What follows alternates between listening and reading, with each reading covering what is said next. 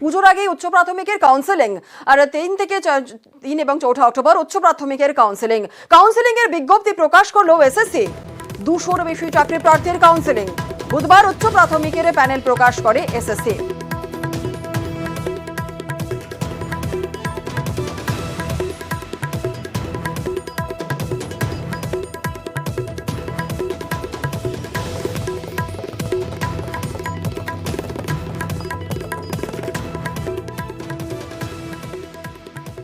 এবার পুজোয় বৃষ্টি বিভ্রান্তি, পরপর দুদিন আবহাওয়া দপ্তরের 2 পূর্বাভাস। বৃহস্পতিবার পূর্বাভাস পুজোয় স্বাভাবিকের থেকে বেশি বৃষ্টি, আর শুক্রবারে পূর্বাভাস হালকা থেকে মাঝারি বৃষ্টির। উত্তরবঙ্গেও হালকা থেকে মাঝারি বৃষ্টির পূর্বাভাস।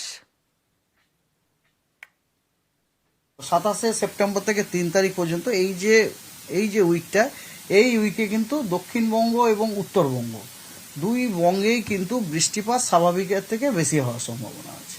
4 তারিখ থেকে 10 তারিখ পর্যন্ত যে উইক, ওই উইকেও কিন্তু 2 বঙ্গে বৃষ্টিপাত স্বাভাবিকের থেকে বেশি হওয়ার সম্ভাবনা। অর্থাৎ আমরা যেটা কি বুঝলাম, দুর্গাপুজোর যে সপ্তাহটিতে, ওই সপ্তাহটিতে পশ্চিমবঙ্গের সব জেলাতেই স্বাভাবিকের থেকে বেশি বৃষ্টিপাত হওয়ার সম্ভাবনা আছে। 5ই অক্টোবর থেকে 9ই অক্টোবর পর্যন্ত এই যে ডিউরেশনটি, এই সময় দক্ষিণবঙ্গের সমস্ত জেলাগুলিতেই হালকা এবং মাঝারি বৃষ্টিপাত হওয়ার সম্ভাবনা আছে। 10 তারিখ থেকে 13 তারিখ অক্টোবর এই ডিউরেশনটিতে দক্ষিণবঙ্গের সব জেলাগুলিতে কিছু জায়গায় বজ্রবিদ্যুৎ সহ হালকা এবং মাঝারি বৃষ্টিপাত হওয়ার সম্ভাবনা আছে। এই রেনটা মানে খুব একটা হাই ইম্প্যাক্ট রেন নয় আর কি, হালকা মাঝারি। দুর্গাপুজোর সময় প্রতি বছরই হয়ে থাকে, কিন্তু আদারওয়াইজ পুজোর মরশুমে কিন্তু এরকম ওয়েদার আমরা এক্সপেক্ট করছি না যে সারাক্ষণ ঝমঝম করে বৃষ্টি পড়ছে বা ঘ্যান ঘ্যান করে বৃষ্টি হচ্ছে, আমরা বেরোতে পারছি না, নতুন জামাকাপড়, that we are not expecting right নাও।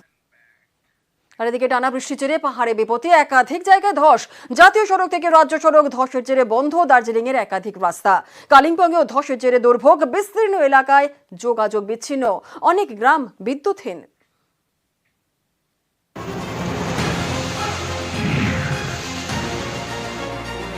লাগাতার বৃষ্টি, এর জেরেই বিপত্তি, ধস নেমেছে পাহাড়ের বিভিন্ন জায়গায়।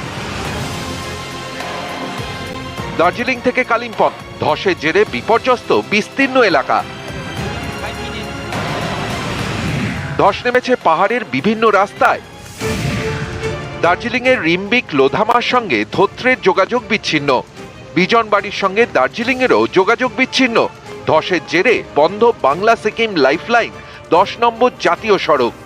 বিকল্প পথে যাতায়াতের নির্দেশ প্রশাসনের।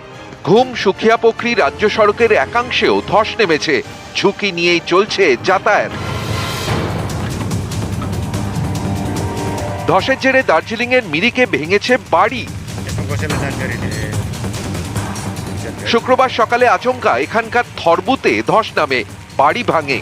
ক্ষতিগ্রস্ত বাড়ির বাসিন্দাদের অন্যত্র সরিয়ে নিয়ে যাওয়া হচ্ছে। টানা বৃষ্টির জেরে ধস নেমেছে কালিম্পংয়েও। এদিন এখানকার ইয়াংমাকুম গ্রাম পঞ্চায়েত এলাকায় ধস নামে, ক্ষতিগ্রস্ত হয় বিদ্যুতের ট্রান্সমিটার। বেশ কয়েকটি গ্রামে বিদ্যুৎ নেই। কয়েকদিনের মধ্যে পরিষেবা স্বাভাবিক হওয়ার সম্ভাবনা নেই বলে দাবি বিদ্যুৎ দপ্তরের। দুর্যোগে কয়েক হাজার বাসিন্দা। একে বৃষ্টি, তার উপরে ধস, পাহাড়ে পর্যটকের সংখ্যা কমছে।